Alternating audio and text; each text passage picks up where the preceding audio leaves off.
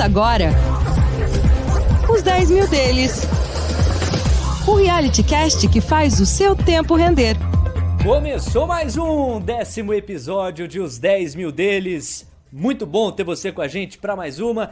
Hoje um episódio simbólico, afinal completamos 2 meses de investimentos. A gente vai trazer todo o balanço desse tempo.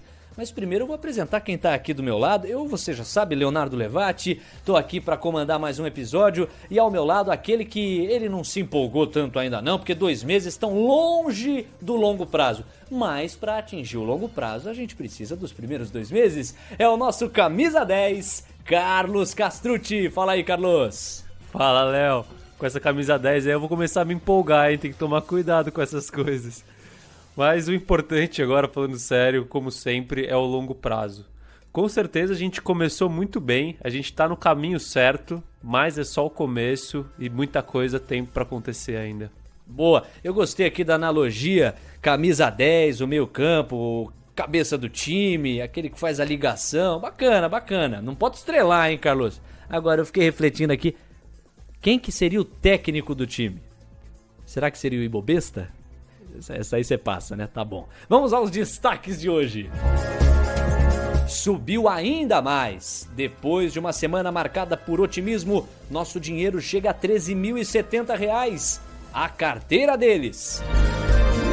Na carteira de notícias, corrida pela vacina do coronavírus, prévia do PIB brasileiro, PIB da China e produção industrial da zona do euro. Uma entrevista exclusiva com Graziela Fortunato, especialista em finanças da Escola de Negócios da PUC, no Rio de Janeiro. Ela conversa sobre a renda básica universal. É o Palavra em Ação. No Beabá da Bolsa, conceito de balanço patrimonial é a explicação da vez. Deu a louca nos bichos, no Trump e em alguns brasileiros também. Ibovespa. No radar. IPCA e confiança do consumidor do Brasil, confiança do consumidor da zona do euro e vencimento de opções sobre ações da B3. Vem com a gente, mais um episódio do Reality Cast do Investidor. Começou!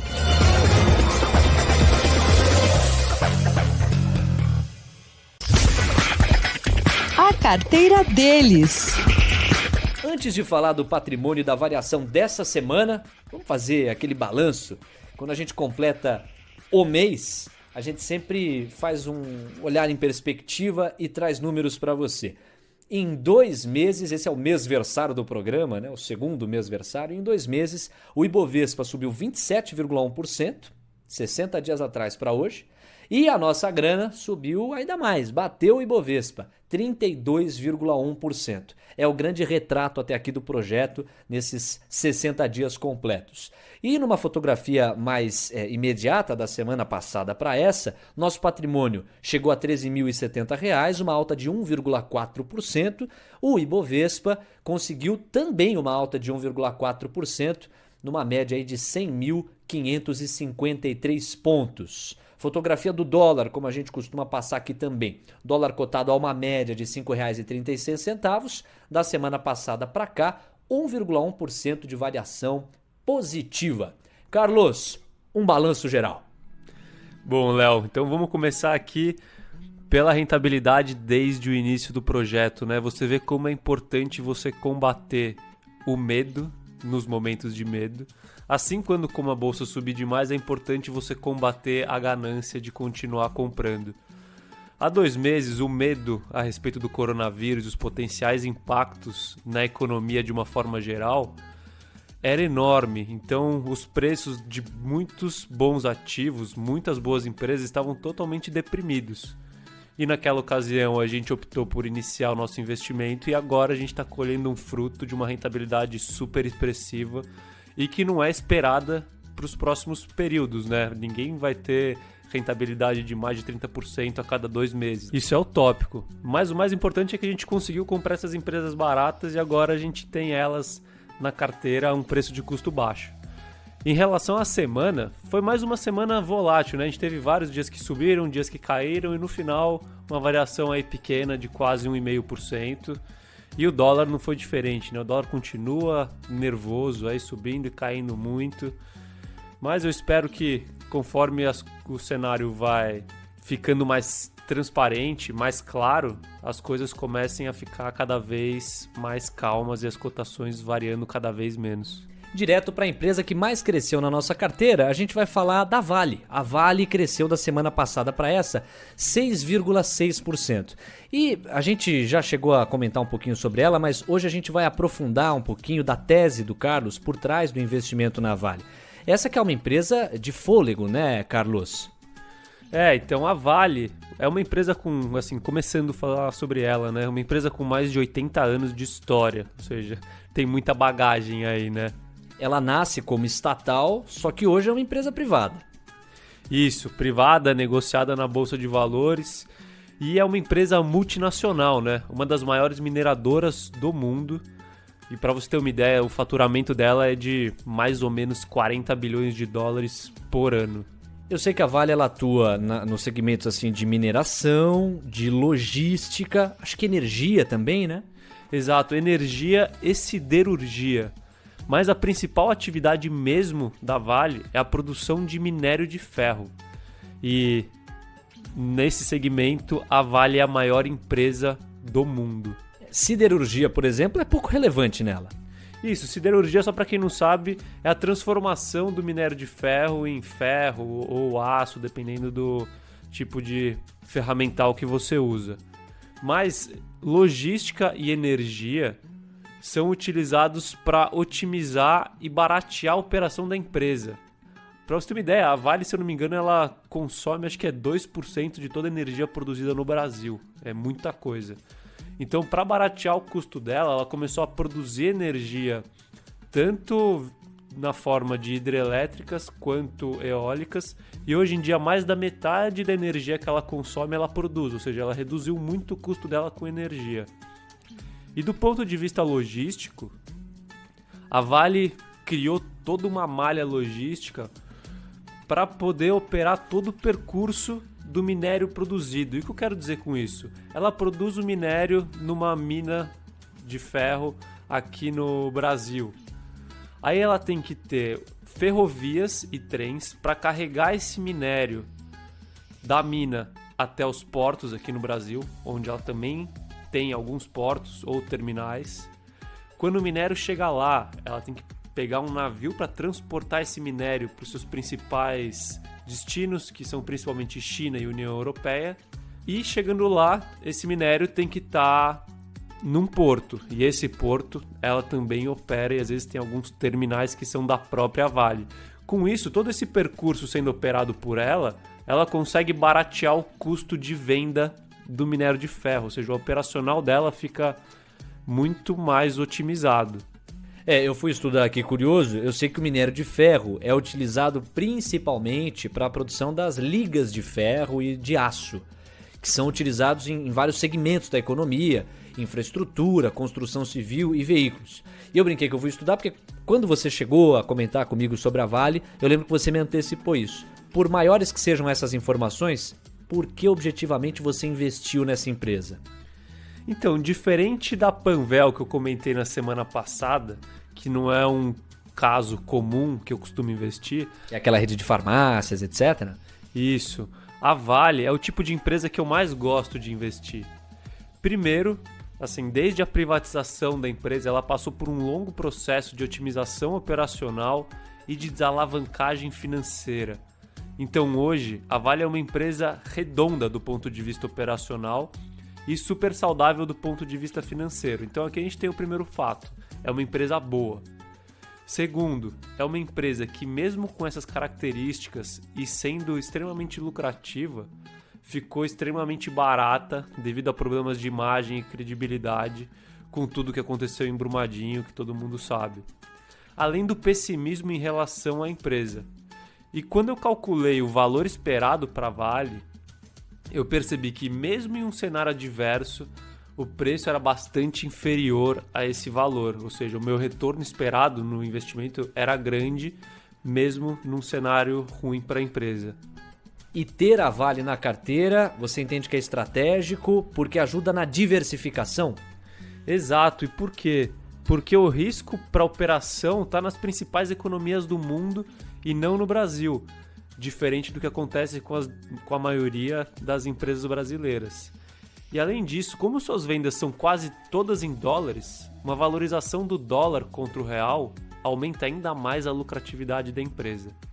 E fora tudo isso, devido à necessidade de reparação do caso Brumadinho, a empresa suspendeu o pagamento de dividendos aos acionistas por tempo indeterminado. Mas, como a operação da empresa continua sólida, ela está acumulando cada vez mais recursos no seu caixa, o que mais cedo ou mais tarde será distribuído para os seus acionistas através de dividendos. Então tem aí mais um ponto positivo para quem decide investir na Vale hoje. Por outro lado, a empresa que menos cresceu da semana passada para essa foi a Iochpe Maxion. E ela apareceu aqui de novo, né? Fazia um tempinho que ela não aparecia. Ela caiu 4% essa semana. E um dos principais motivos para essa queda está na nossa carteira de notícias, que foi a frustração nas expectativas da produção industrial da União Europeia. Lembra pra gente aí o mote dessa empresa. A Iochpe Maxion é uma empresa multinacional também, produtora de rodas de aço e alumínio para veículos leves e pesados. Ela tem produção tanto aqui no Brasil quanto na América do Norte, na Europa e na Ásia um pouco menos. E como a Europa é um grande mercado consumidor dela, e a gente teve um dado pior do que o esperado na produção industrial, que é o mercado que ela atua, então o mercado ficou um pouco mais pessimista com a empresa no curto prazo e, como desfecho, a gente acabou vendo uma queda nos preços da ação. @os 10 mil deles, porque o seu tempo também rende nas redes sociais. E vamos dar sequência à série sobre como analisar uma empresa. Qual a direção hoje, Carlos? Então, nos 2 episódios anteriores da série, a gente comentou muito da parte qualitativa, né? Então, como qualitativamente analisar o mercado da empresa? Depois, como, ainda no campo qualitativo, analisar a empresa em si, o mercado que ela atua, como ela vende, o que ela vende, quanto ela gasta, quem vende para ela, né? Quem são seus fornecedores, quais são as pessoas envolvidas no negócio. Agora é quando a gente começa a entrar nas demonstrações financeiras. Como e por onde a gente começa a analisar essas demonstrações? Esse é um assunto complexo e aí eu resolvi pedir ajuda para um amigo meu que entende bastante desse assunto. E para isso a gente vai contar com a participação do Felipe Pontes. É uma participação ilustre aqui no nosso podcast. A gente chegou a bater um papo com ele numa live lá pelo Instagram. O Felipe tem doutorado em contabilidade, uma das vozes mais relevantes do país nessa área. E, além de tudo, é gestor do Azuri, um clube de investimentos, além também de ser o diretor educacional do Traders Club, que encabeça, junto à sua equipe, os conteúdos que a plataforma vai construir voltado aí para o mundo dos investimentos e para a educação propriamente dita. Felipe, seja muito bem-vindo também por aqui, direto no nosso podcast. Tudo bem aí? Beleza, não, tudo tranquilo, exceto pelo frio. Tá frio, né? Não tá fácil não, né? Tá começando a dar aquela esfriada, faz parte. Felipe, por onde e como a gente começa a analisar os números de uma empresa afinal? Beleza. Antes de falar sobre como analisar os números das empresas, é importante fazer um overview, uma recapitulação aí das demonstrações contábeis, né? Nós temos um conjunto completo de demonstrações contábeis que as empresas têm que divulgar. As principais delas são balanço patrimonial, DRE, a demonstração do resultado, e a demonstração dos fluxos de caixa. Além dessas 3, nós temos, por exemplo, a demonstração das mutações de patrimônio líquido, nós temos a DVA, a demonstração do valor adicionado, e a DRA, que é um complemento da DRE, ela mostra o resultado abrangente. E, adicionalmente, nós temos também notas explicativas, relatório da administração e relatório da auditoria. Então, esse é o conjunto de informações que os investidores têm na mão para poder começar a analisar uma empresa.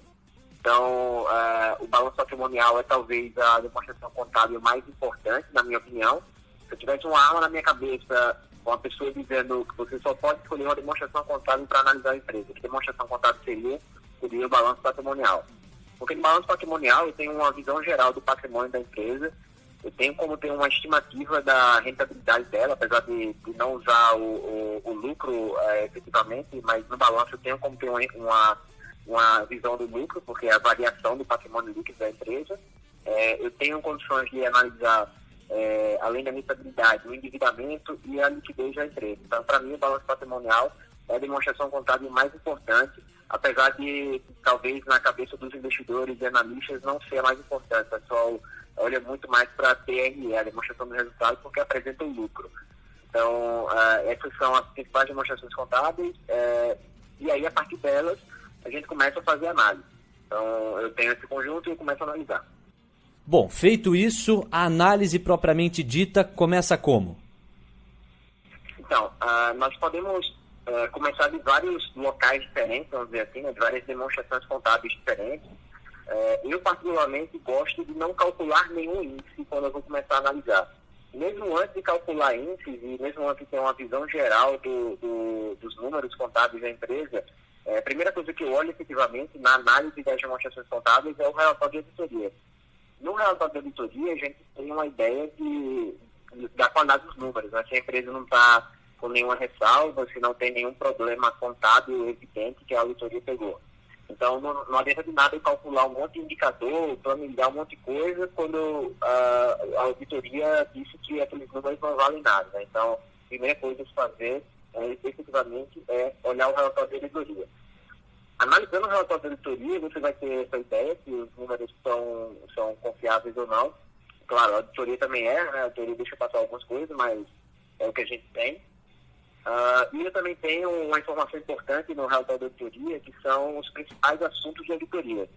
Isso são as coisas que mais chamaram a atenção da auditoria e, consequentemente, o investidor, quando lê isso, ele vai buscar entender melhor aqueles pontos, né? Então, eu gosto de fazer isso primeiro. Então, esse é o meu primeiro passo para analisar as demonstrações contábeis, analisar os números da empresa, analisar o relatório de auditoria.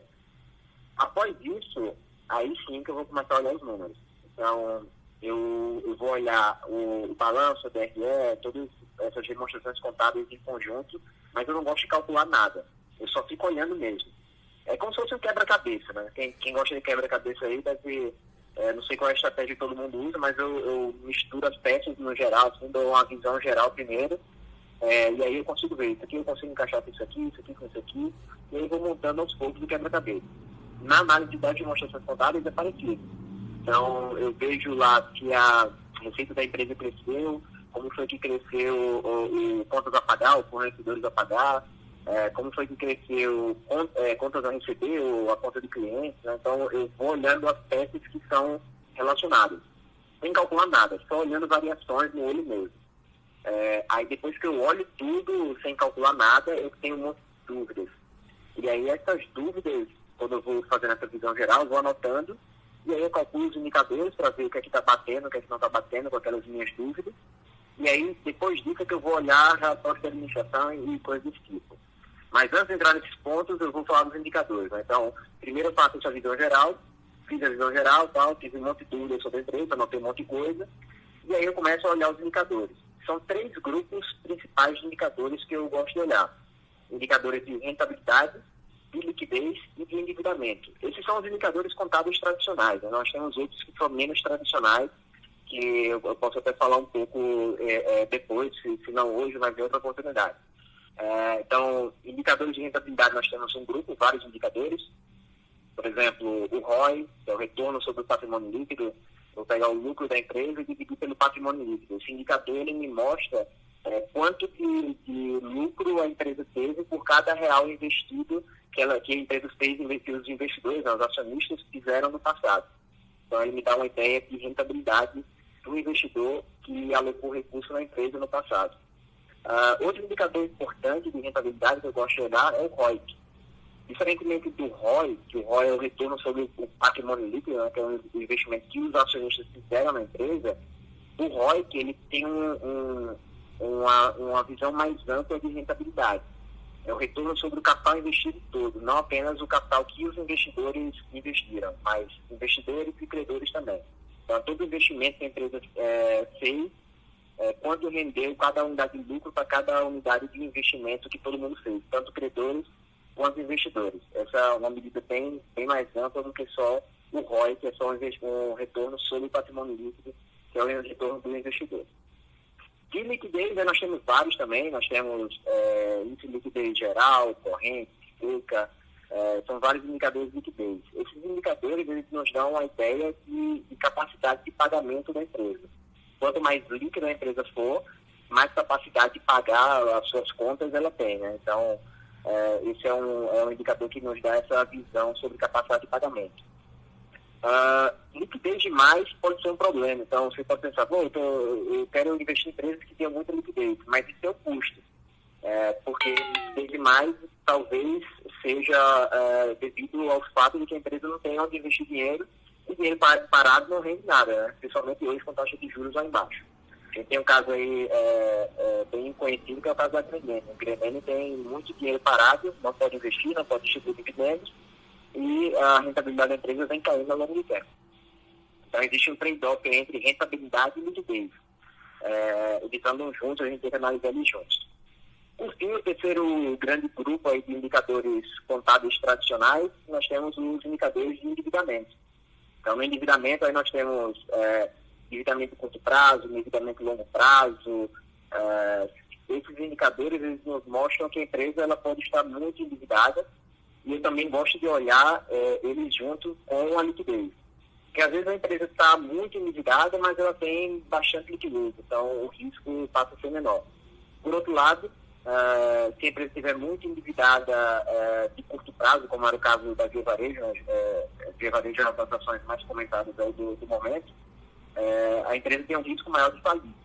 Ela se alavanca de uma forma, porque ela está captando o dinheiro com terceiros para poder investir melhor e mais rápido, mas ela tem um risco de falência. Para cada dívida que eu assumo, eu consigo investir mais, mas eu também aumento o meu risco de falir, né? Então, existe esse trade-off também entre alavancagem e risco de falência. No final das contas, nenhum indicador desses deve ser analisado sozinho. A gente tem sempre que analisar tudo em conjunto. Está tudo muito ligado, né? Rentabilidade, liquidez, endividamento. Todos esses indicadores eles andam juntos. Eu não posso analisar nada sozinho. Sempre tem que olhar eles juntos, e não só quantitativamente, qualitativamente também. Olhar a qualidade daquilo junto com a estratégia da gestão da empresa. Acho que para começar tá excelente. Muito bom, só resta agradecer aqui ao Felipe, dizer que foi a primeira das muitas participações que você ainda vai ter com a gente. Obrigado aí pelo didatismo, pela clareza e por contribuir nessa série cujo fim é empoderar as pessoas para que elas possam investir com autonomia dentro da Bolsa de Valores. Um abração para você e até uma próxima, Felipe. Valeu, Léo. Valeu, pessoal. Bom podcast. Os 10 mil deles. Carteira de notícias. A Universidade de Sechenov, na Rússia, concluiu os ensaios clínicos em humanos para a vacina contra o coronavírus. Segundo Helena Smoli-Archuk, pesquisadora-chefe do Centro de Pesquisa Clínica em Medicamentos da universidade, os resultados comprovam a eficácia da vacina. A ideia é que entre os dias 12 e 14 de agosto comece a chamada circulação civil da descoberta. Em setembro, empresas privadas iniciarão a produção em massa da vacina. Além disso, nos Estados Unidos, a vacina da empresa Moderna também criou anticorpos em todas as pessoas que participaram do teste voluntário. Mais uma fase de ensaio clínico será iniciada, com previsão de término no dia 27 de outubro. Essa é uma notícia extremamente positiva para o mercado, né? Porque é aquela velha máxima, o mercado tem medo de escuro. Conforme a gente vê que as vacinas estão saindo e que o cenário de recuperação pós-pandemia está cada vez mais certo, o mercado fica cada vez mais otimista e mais capaz de projetar o futuro. É aquele negócio, né? É o mundo inteiro atrás de uma solução contra esse vírus. É uma guerra do mundo contra o vírus. Então, essas vacinas, logo, eu espero, devem estar circulando aí pelo mundo inteiro. Segundo números do Banco Central, a economia brasileira subiu em maio em relação ao mês de abril. O Índice de Atividade Econômica, o IBC-BR, considerado uma prévia do PIB, apresentou crescimento de 1,31% no mês. Essa foi a maior alta do indicador desde junho de 2018, mês marcado pelo fim da greve dos caminhoneiros. A expansão havia sido de 3,3%. Essa foi uma notícia, na verdade, neutra para o mercado, né? Porque é aquele negócio, subiu em comparação a abril, mas em abril caiu muito, né? Então a base comparativa é baixa. E o crescimento sobre abril não é tão relevante. Então, assim, é bom você ver que é uma tendência de melhora. A tendência é você ver um junho crescendo também em relação a maio. Mas a recuperação ainda é lenta e está só no começo. A economia da China cresceu 3,2% no segundo trimestre em relação ao ano anterior. A recuperação do Produto Interno Bruto, o PIB chinês, foi mais forte do que o previsto por analistas, que esperavam um crescimento de 2,5%. Essa foi uma notícia positiva para o mercado, né? Porque, conforme a gente comentou no radar do episódio 9, a China foi o primeiro epicentro da pandemia. Então, os impactos da pandemia lá ficaram muito concentrados no primeiro trimestre, enquanto no resto do mundo ficou concentrado no segundo trimestre. E quando a gente olha esse resultado do segundo trimestre da China, ou seja, o primeiro dos trimestres com recuperação pós-pandemia, a gente vê que o resultado foi sólido. E é o que o mercado consegue esperar que ocorra também nos mercados ocidentais, só que no terceiro trimestre, né? Então, assim, foi positivo, dá uma capacidade de previsão maior para o mercado, mas a gente ainda tem que esperar para ver se realmente essa expectativa é efetivada aqui no Ocidente. Segundo estimativas oficiais, a produção industrial da zona do euro avançou em maio, mas em ritmo menor do que o esperado. A subida foi de 12,4%, devido principalmente a bens de consumo duráveis, como carros e refrigeradores. Então aquele negócio, você vê que é uma recuperação expressiva. É claro que a gente tinha uma base comparativa baixa, mas é expressiva. Mas como veio abaixo da expectativa do mercado, a reação do mercado foi negativa.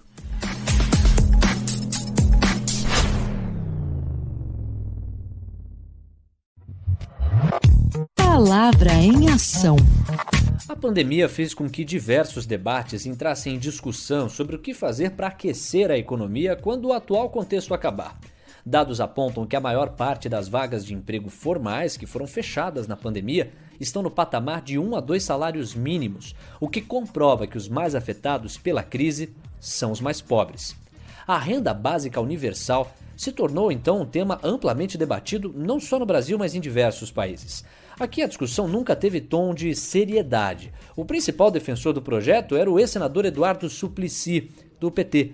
Se engana quem pensa que esse é um projeto da esquerda, evidentemente, assim, ideologicamente marcado. Historicamente já foi defendido por pessoas dos mais diferentes espectros ideológicos, como o economista Milton Friedman, por exemplo, um dos principais expoentes do neoliberalismo.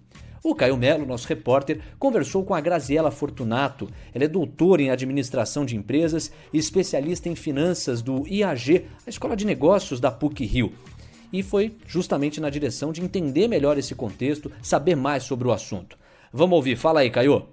Léo, a nossa conversa começou em torno dos impactos econômicos e sociais de uma renda básica. Em termos econômicos, né, seria manter o nível mínimo de renda para as pessoas, porque não mantendo esse mínimo de renda, isso impacta em redução de PIB, e esse impacta no PIB, consequentemente, isso daí vai impactar na redução de postos de trabalho, e em termos sociais, né, uma renda básica protege a população que recebe essa renda, mesmo que em caráter emergencial, que é o nosso caso agora,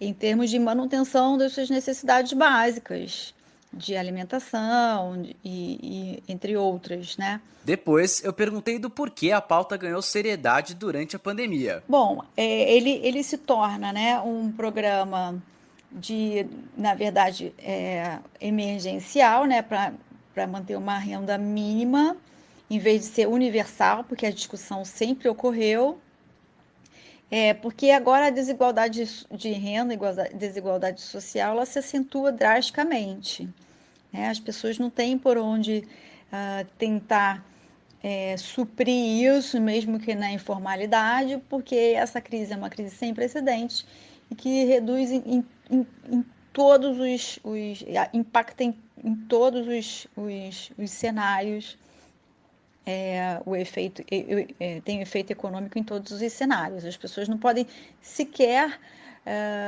partir para uma informalidade, porque as pessoas estão deixando de consumir em qualquer nível, né?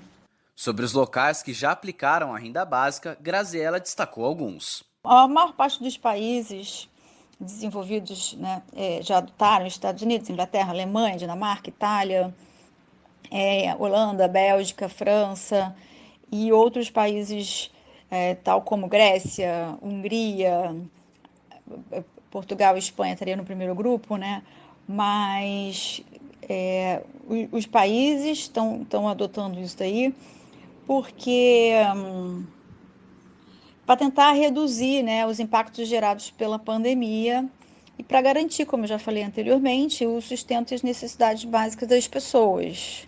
Ela respondeu sobre as semelhanças e diferenças da renda básica em relação ao programa de auxílio econômico do governo federal. A diferença básica é que um programa que não seja emergencial, né, ele seja mais sustentável, mais a gente chama de universal. Inclusive, esse programa já foi discutido por políticos, tal como Eduardo Suplicy, né? E a diferença no emergencial o efeito é mais de curto prazo e no universal o efeito é mais de longo prazo. Eu perguntei sobre qual poderia ser a fonte de renda para pagar o projeto. Os recursos vêm de financiamento do governo, de emissão de dívidas.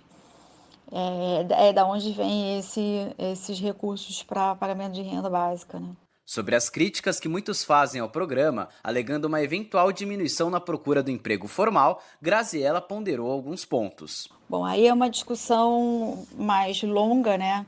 Porque isso daí é um pouco difícil de mensurar, né? Não pelo benefício financeiro que as pessoas poderiam receber e achar que é o suficiente para viver, e aí não procuraria trabalho, mas pelo fato das pessoas desistirem nesse momento em que está sendo distribuída essa renda emergencial, né, renda básica emergencial, no que diz respeito à crise do coronavírus, né, que não tem uma redução de postos de trabalho, é uma redução drástica de postos de trabalho, é uma redução drástica de outras alternativas que as pessoas teriam para uma renda mínima. Como eu falei, seguir para a informalidade. Isso daí desapareceu completamente.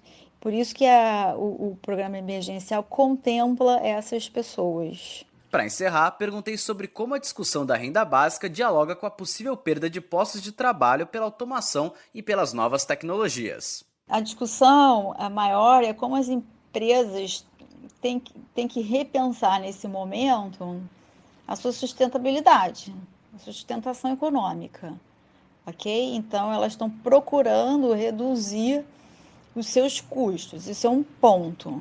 No geral, a tecnologia e a automação para essa redução de custos, sim, vai diminuir os postos de trabalho, né? A disponibilidade de postos de trabalho. Isso aumenta a desigualdade, né? Porque as pessoas vão deixar de trabalhar, vão perder suas rendas, e aí deveria ter um link, né? Uma associação entre esses programas de renda básica, porque as pessoas vão perder seus postos de trabalho, vão perder os seus empregos e vão ficar suscetíveis ao mesmo problema que, independente de crise ou não, estaria surgindo. Mas, tá certo? Por outro lado, automação e tecnologia também representa eficiência para as empresas, competitividade, que é uma das coisas que o país fica para trás em relação aos outros países desenvolvidos. Então, nós deveríamos sim, né, as empresas deveriam sim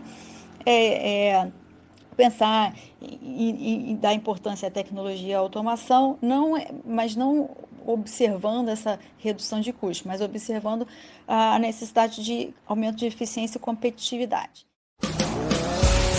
Este é o podcast Os 10 Mil Deles, um reality que faz o seu tempo render. Beabá da Bolsa. Esse é um quadro muito importante, afinal ninguém que acompanha a gente fica para trás. Semana a semana a gente explica um conceito diferente por aqui. Carlos, hoje A ideia é sobre balanço patrimonial. Como é que a gente pode entender esse conceito? Bom, primeiro, assim, como o Felipe bem pontuou, é a demonstração financeira mais importante de uma empresa. Nos beabás passados, a gente estava sempre comentando sobre a demonstração de resultado, né? Então a gente começou no faturamento e terminou no lucro líquido. O balanço patrimonial, o que é? É uma fotografia da situação financeira da empresa. E o que tem dentro do balanço patrimonial? O que você enxerga nele? Imagina que você tem dois lados, tá? Você tem o lado esquerdo e você tem o lado direito. Do lado esquerdo ficam os ativos da empresa. O que são os ativos da empresa? É tudo que você tem ou que você tem direito sobre. Então, um imóvel da empresa é um ativo, o dinheiro da empresa é um ativo. E, por exemplo, o contas a receber é um ativo, porque é um direito que você tem de receber dinheiro quando você vendeu algum produto. Agora, quando a gente vai para o lado direito, o que tem lá? Lá são as suas obrigações. Então o fornecedor que você tem que pagar é um passivo. A dívida que você tem que pagar é um passivo. Os impostos que você tem que pagar é um passivo. Entendeu? Não é nada que você pagou ainda. É uma obrigação que você tem de pagar no futuro. Quando você subtrai do ativo o passivo, sobra o patrimônio líquido, que é o que o acionista da empresa tem. Basicamente é isso. É claro que depois lá você vai ver que tem várias linhas, vários subitens, mas o conceito é esse. Do lado esquerdo é o que você tem e os direitos que você tem de receber algo, e do lado direito você tem as suas obrigações, e a diferença de tudo isso é o que sobra para você no final. Tá aí, balanço patrimonial. Os 10 mil deles. Atenção, senhoras e senhores! Em homenagem ao nosso episódio número 10, chegou a hora do quadro que é 10 temido e um pouco 10 miolado. Eu só posso estar falando do... Ibovespa! Ibovespa! E a Bovespa, que chegou a bater 100 mil pontos, mas aí caiu um pouquinho, já voltou para casa dos 99 mil, subiu de novo para os 100 mil pontos, caiu mais uma vez, enfim, tá um sobe e desce mais rápido que ataque de Naja. Não foi a melhor escolha de metáfora essa que eu usei. Vocês viram essa do estudante de medicina que foi atacado e a partir disso a polícia descobriu outras 16 Najas, aves e até um tubarão em cativeiro. Gente, eu sei que a bolsa de valores é complicada, mas querer ganhar dinheiro com tráfico de animais é sacanagem, pô. E eu fiquei pensando, como é que conseguiram capturar um tubarão? Por essa você não esperava, hein, Spielberg? E até o presidente Jair Bolsonaro sofreu na mão dos animais essa semana. Ele foi dar comida para uma ema que fica no Palácio da Alvorada e foi bicado. Bom, melhor Jair se preocupando, porque essa semana parece que estamos vivendo no livro A Revolução dos Bichos, do George Orwell.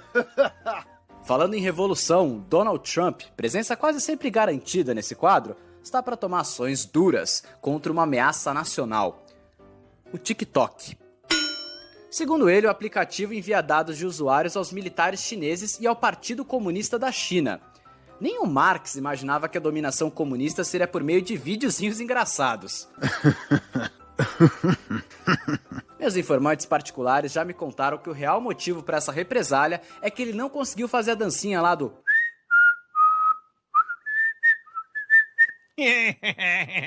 Enquanto uns se preocupam com aplicativos, outros se preocupam com a volta da Guerra Fria. Isso porque a Rússia anunciou que em agosto é provável que uma vacina contra o coronavírus esteja disponível para a população depois da fase de testes já estar toda concluída. Putins grila, por essa ninguém esperava. E se rolar corrida espacial de novo, o Brasil sai na frente, hein? Vamos estar liderados pelas pessoas que saem nas ruas sem máscara. Essas aí já estão no mundo da lua.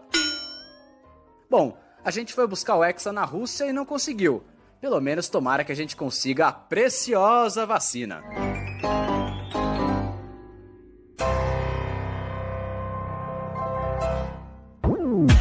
Este é o podcast Os 10 mil deles. O reality que faz o seu tempo render. No radar. No radar. Hora de olhar para o futuro próximo e saber quais os eventos da semana que vem que prometem agitar o mercado. O vencimento das opções sobre ações da B3 está para acontecer. Com isso, os preços das ações devem se modificar, né, Carlos? Aproveita e passa aí um pouquinho sobre vencimento de opções sobre ações. Que história é essa? Bom, assim, o que acontece nesses dias de vencimento, né? Primeiro, assim, opções é um assunto muito amplo que eu acho que a gente deixa para um segundo momento para explicar melhor. Mas, em resumo, opções é uma forma de você se alavancar no mercado, ou seja, é você comprar muito tendo pouco. E no dia de vencimento, o que acontece? Por exemplo, opção de compra. Opção de compra, você tem a opção de comprar um ativo pagando muito menos, né? Pagando um pouquinho, um valor residual. Quando chega no dia do vencimento, que é quando você tem que colocar todo esse dinheiro para realmente comprar a ação e você não tem, quando a opção é exercida, ou seja, quando você tem que colocar esse dinheiro e você não tem, você acaba tendo que vender a ação dessa empresa no mesmo dia para não ficar com a sua conta negativa. Então você exerce ali o seu ganho caso a opção tenha sido vantajosa para você. E isso gera no mercado, como muita gente faz isso, no dia do vencimento de opções, isso acaba gerando uma pressão vendedora nas ações. Porque muita gente não tem dinheiro para exercer a opção e acaba tendo que vender nesse dia as ações. Exercer a opção é ficar com as ações, adquiri-las. Quem não tem grana para exercer, vende. E com isso a pressão de vendas aumenta. É quase um beabá da bolsa no radar. Dados brasileiros, o IPCA, Índice Nacional de Preços ao Consumidor Amplo, vai ser divulgado. O indicador mede a variação de um conjunto de preços de bens e serviços habituais de uma família durante um determinado período de tempo. Esse é um dado sempre relevante, né? Ele está comportado aí por conta da pandemia e nos últimos anos também por conta da recessão que a gente viveu no biênio ali 2015-2016. Mas é sempre bom ficar de olho porque surpresa aí nunca é agradável. Outro dado do Brasil que vai sair é o da confiança do consumidor, medido pela Fundação Getúlio Vargas. Bom lembrar que o índice mede a predisposição ao consumo por parte da população. Esse é um dado volátil, né? Mas é importante para o mercado para a gente ver se a propensão ao consumo continua grande ou não. Andando na rua, parece que as pessoas estão mais otimistas, né? Elas estão com mais disposição a comprar. E esse dado vai confirmar se isso é verdade ou não. O mesmo indicador de confiança do consumidor sairá também na zona do euro. O mesmo vale para a zona do euro. Essa dica vale ouro. A dica de hoje é mais um livro. Assim, eu gosto muito de ler a história de investidores que tiveram sucesso para entender como a cabeça deles funciona, né?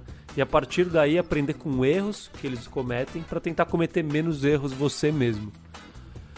Esse livro, em português, é um livro americano, mas em português o nome dele é Reminiscências de um Especulador Financeiro. Esse livro retrata a história de um investidor famoso do começo do século XX e quais são as principais mensagens que vale pegar ali. Primeiro é a persistência para aprender o que você pretende levar como profissão, independente das circunstâncias. Segundo, é ter coragem para agir conforme as suas convicções.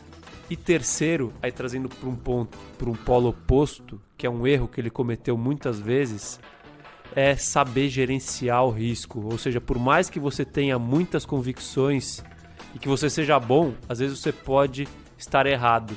Então o gerenciamento de risco para que você não saia do jogo, para que você não quebre, é super importante. E nesse livro você vai ver como mesmo os bons, sem gerenciamento de risco, acabam saindo do jogo. Nas redes sociais, siga a gente, @os 10 mil deles. É hora daquele abraço pro João Araújo, Bernardo Porfírio, um abração, Arthur Guimarães, o Pedro Ramiro, a Nicole Leslie também, toda essa galera interagiu bastante com a gente nos posts lá no nosso Instagram. Aliás, você tá esperando o quê para seguir a gente por lá, @os 10 mil deles. Esse 10 aí, ó, numeral. A gente tá no Facebook agora também e no YouTube. Tem gente que prefere ouvir lá no YouTube, já abre a aba, fica lá tocando o que tem para tocar no computador e vai ouvindo em paralelo o episódio. Enfim, vá para o caminho que você achar o melhor caminho, fechado? A gente posta todos os nossos episódios no YouTube também. Vamos para as perguntas? A gente colheu algumas aqui, duas, para selecionar e manter o nosso padrão. A primeira, investir mudou a relação de vocês com o dinheiro? Como muita gente tem essa curiosidade, foi colocada assim como uma pergunta genérica. E eu vou tomar a liberdade de abrir a resposta aqui. Sem dúvida que mudou a minha relação com o dinheiro. Eu já cheguei a dividir com você, ouvinte, que eu sempre me policiei para não passar dor de barriga, sempre tive preocupação em cuidar assim da minha vida financeira, mas sem dúvida que quando você fala de investimento, do investir, você está falando de partilhar de empresas, né? Ser acionista de algumas empresas. E isso muda a sua criticidade, você passa a pensar algumas coisas que antes você não pensava, pelo menos comigo assim foi. No teu caso é mais profundo porque é mais do que investir, você, claro, investe, mas acima de tudo, com muita profundidade, embasa os investimentos, não só seus, mas de todos os clientes que confiam no teu trabalho. Então, sem dúvida que a tua relação com o dinheiro também muda bastante, né? Muda muito. Tem alguns pontos aqui que eu vou trazer. Eu acho que o primeiro, que é um cuidado que você tem que ter com o dinheiro de terceiros. O dinheiro, muitas vezes ele é a história de uma pessoa, né? É tudo que a pessoa passou a vida inteira conquistando. Então, ela tem um valor muito maior e ele realmente não aceita desaforo.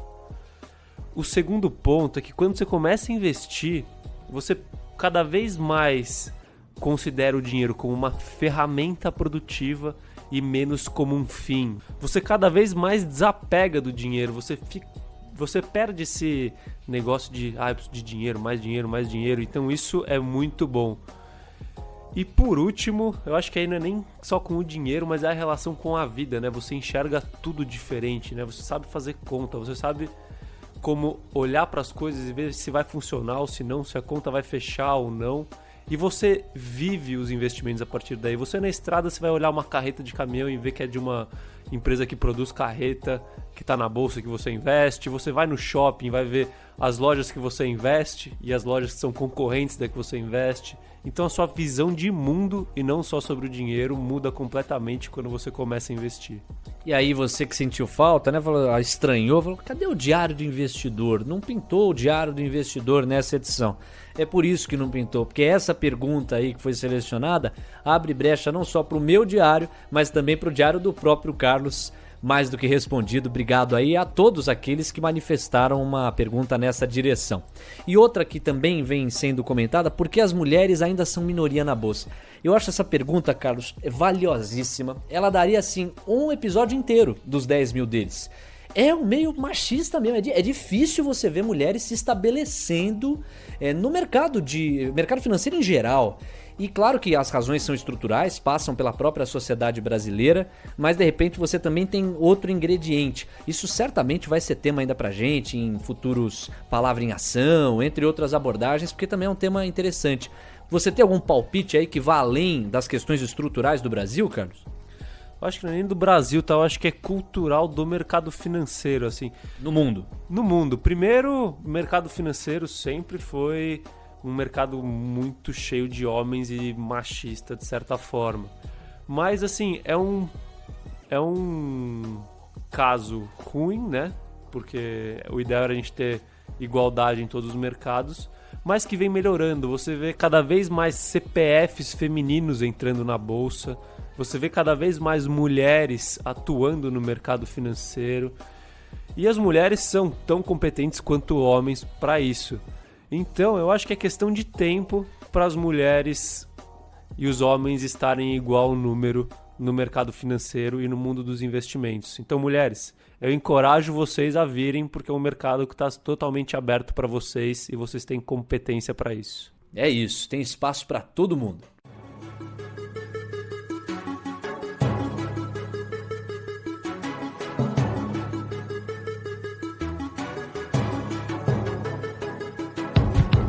Agradecendo você que ficou com a gente em mais um episódio, esse episódio 10. Foi muito bom ter contado com você. Segundo mês do projeto Os 10 Mil Deles. vem aí o nosso primeiro trimestre. Daqui a pouquinho, o terceiro mês. O que será que vai ser? Por enquanto, o Ibovespa está sendo generoso com todo mundo, né? 27% de crescimento nos últimos 2 meses. Nossa carteira bateu até mesmo o crescimento expressivo do Ibovespa. Chegou a mais de 32% de crescimento. Eu não sei se eu já começo a treinar o fígado, Carlos. Vai que a onda muda, vai que vem aí uma maré complicada. Você tem algum palpite para o futuro ou... Bom, para o futuro longo prazo eu tenho bastante convicção de que a gente vai ganhar mais dinheiro ainda. Agora, no curto, tudo pode acontecer. Tudo pode acontecer. Por isso que o nosso mascote aqui é o longo prazo. Muito bem. Você que esteve com a gente sabe que o nosso conteúdo está disponível em várias diferentes plataformas ou players. Pocket Casts, Spotify, WeCast, Castbox, Player FM, Podbean, Deezer, Stitcher, TuneIn, Overcast, Podcast Addict, Podcast Republic e também lá no YouTube. Apresentação e edição do episódio, Leonardo Levati, comentários do Super Carlos Castrucci, a produção e o roteiro de Caio Melo, mídias digitais e identidade visual dos 10 mil deles, Matheus Fernandes. Carlos, aconteça o que acontecer, afinal de contas este é um reality. Estaremos de volta semana que vem. Um abraço pra você e pra todo mundo. É isso, Léo. Mais um finalizado. Semana que vem tamo aí de novo. E a todos, o meu abraço.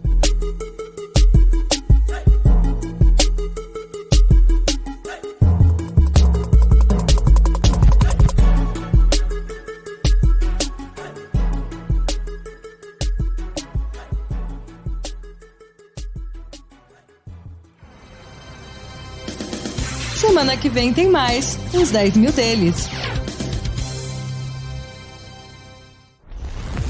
Disclaimer. As opiniões dadas pelo gestor de recursos Carlos Castrucci sobre empresas de capital aberto e demais ativos financeiros investidos por ele podem configurar conflito de interesse com você, ouvinte. Deste modo, reflita sobre a precisão e a validade dessas opiniões a partir dos seus próprios critérios. Além disso, qualquer comentário sobre investimentos reflete única e exclusivamente a opinião do Carlos. Não se trata de qualquer recomendação de investimento. Ressaltamos ainda que a participação dele não tem como objetivo a venda dos serviços da Roa Asset Management, empresa da qual é sócio e por onde realiza os investimentos dos R$10 mil iniciais do projeto. O investimento destes recursos vem sendo realizado pelo Carlos da mesma forma como são investidos os recursos dos clientes da Roa. O projeto Os 10 mil deles persegue as melhores práticas mundiais para o mercado financeiro na atuação de Carlos como gestor de recursos.